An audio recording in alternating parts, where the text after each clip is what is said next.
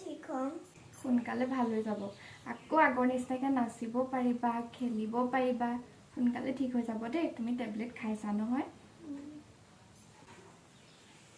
তাই ভাত খালে নে খোৱালো নাখায় তাই এয়া লোৱা তুমিও খাই লোৱা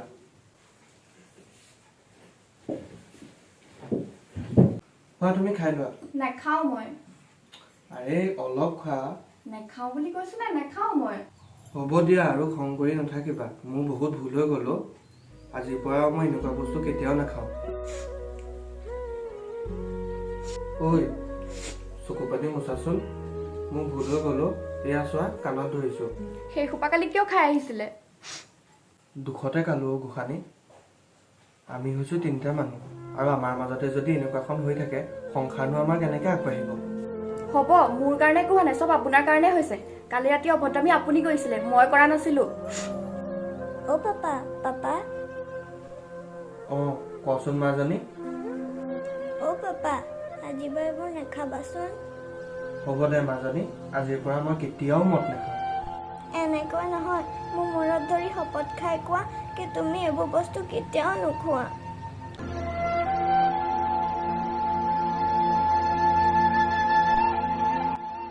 মইতো মূৰত ধৰি শপত খাই কৈছোঁ আজিৰ পৰা এনেকুৱা বস্তু মই কেতিয়াও নাখাওঁ চাব আজিৰ পৰা যদি আপুনি মদ খাই আহে আমাৰ দুজনী মূৰ চুবাই আহিছে বুলি ভাবিম আৰু যিদিনাই মদ খাই আহে সেইদিনাই আমাৰ দুজনী মৰা মুখ দেখিব কেলেনো তেনেকৈ কৈছোঁ তহঁতৰ বাহিৰেনো মোৰ কোন আছে আজিৰ পৰা মই কেতিয়াও মদ নাখাওঁ মই আজিৰ পৰা কোনোদিনেই মদ নাখাওঁ আছে মদ ধৰি শপত খাই কৈছোঁ মই কোনোদিনেই মদ নাখাওঁ এই ঐ তয়ো বেয়া পাই নাথাকিবিচোন মোক মই আৰু মদ নাখাওঁ নহয় হ'ব দে তেতিয়া অলপ খাই লচোন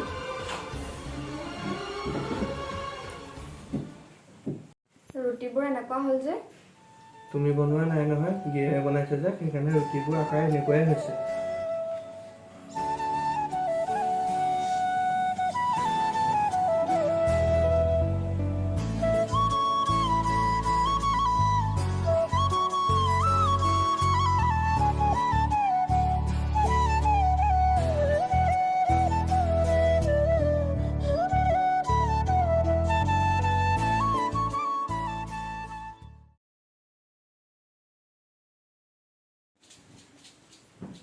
হেৰা পইচা ক'ত বিচাৰোঁ বাৰু আপুনি নহ'লে এটা কাম কৰক প্ৰবীণকে ফোন এটা কৰি সুধি চাওকচোন কিবা কৰিব পাৰে কিজানি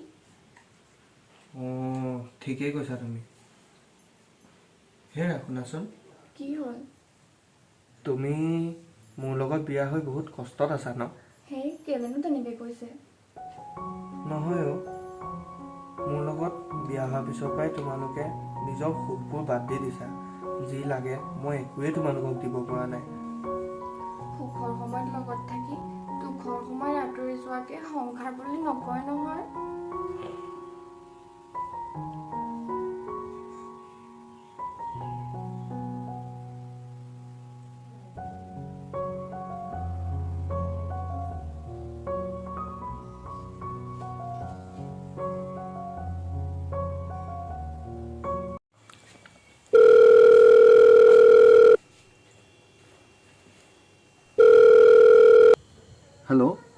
হেল্ল' প্ৰবীণ এই মই মানে তোমাৰ লাৱণ্যৰ হাজবেণ্ডেহে কৈছিলোঁ কওক চিনি পাইছোঁ কওক বাকী ভালে আছা ন ভালেই আছোঁ আপোনালোকৰ ভাল চবৰে ভাল আৰু দেখিছাই নহয় আৰু শুনিছাই কি বা হৈছে তাকেতো কওকচোন কিয় ফোন কৰিলে সেই নহয় মই মানে তোমালৈ বিশেষ দৰকাৰ এটাতহে ফোন কৰিছিলোঁ মোক মানে প্ৰবীণ টকা কেইটামান লাগিছিলোঁ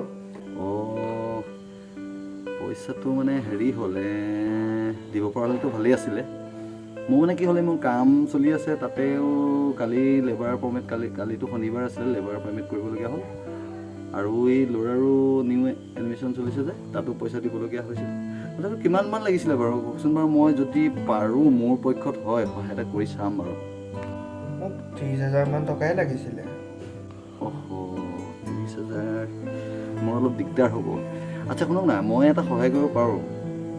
এই মোৰ বন্ধু এজন আছে, তেওঁ মানে অলপ পইচা তেনেকৈ দিয়ে মানে এনেকৈ হেৰিয়াত।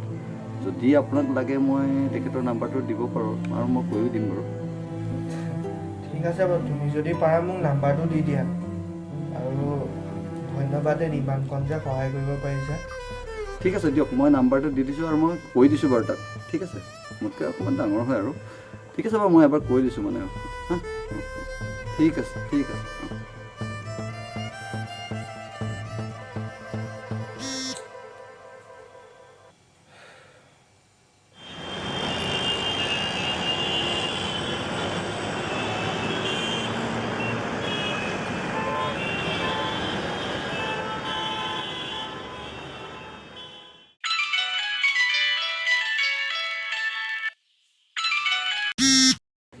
হেল্ল'। হেল্ল', মই প্ৰবীণৰ পৰা নাম্বাৰ লৈছিলোঁ। প্ৰবীণৰ লগত ন? কওকচোন, কওক। আপোনাৰ ওচৰত বিশেষ দৰকাৰ এটা আছিলে। আপোনাৰ ঘৰটো কোনখিনিত আছিলে বাৰু? মাছৰ হাট। মই মাছৰ নামঘৰটোৰ ওচৰতে আছোঁ দেখোন। এই মাছৰ নামঘৰটোৰ চাইডে যে ব্লক দিয়া ৰাস্তাটো আছে, সেইফালে সোমাই আহক, সেইখিনিতে মোক লগ পাই যাব। মই গৈ আছোঁ ৰ'ব। ঠিক আছে।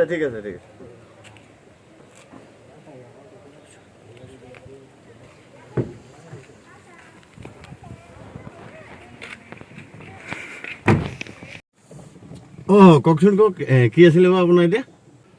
কথা মানে মোক মানে টকা কেইটামান লাগিছিল দাদা। কিমানমান লাগিছিল ন আপোনাক? টকা মানে আপোনাৰ 30,000 মান টকাই লাগিছিলে। ঠিক আছে বাৰু, আপুনি মৰ্টগেজ কি দিব মোক? তেনেকুৱা থ'বলগীয়া দাদা মোৰ হাতত একোৱেই নাই নহয়। একো নহ'লেতো নহ'ব। ঠিক আছে বাৰু, এটা কাম কৰক, এই বাইকখনকে দি দিয়ক। দাদা এই বাইকখন দিলে মোৰ বহুত অসুবিধা হ'ব নহয়। মই বহুত কষ্টত পৰি যাব, কাৰণ কিবা এটা কাম থাকিলে মই এই বাইকখন লৈহে যাওঁ। তেতিয়াহ'লে উপায় নাই, মইনো আপোনাক কি বিশ্বাসত দিম? তেতিয়াহ'লে নহ'ব, উপায় নাই। ঠিক আছে বাৰু দিয়ক দাদা, এই বাইকখনকে লৈ যাওঁ। বহুত মৰমৰ বাইক হয় দাদা। তেতিয়াহ'লে আপুনি পইচাটো সোনকালে দিব আৰু বাইকখন ঘূৰাই লৈ যাব, আৰু বাইকখনৰ কোনো প্ৰব্লেম নাপায়, মোৰ ঘৰতে থাকিব। মই অতি সোনকালে আপোনাৰ পইচাকেইটা ঘূৰাই দি মই বাইকখন মুকলি কৰি নিম। ঠিক আছে বাৰু, এইটো লোৱা, 30,000 এটা আছে। অশেষ ধন্যবাদ দেই। মই এতিয়া গৈ থাকোঁ দাদা। হ'ব দিয়া।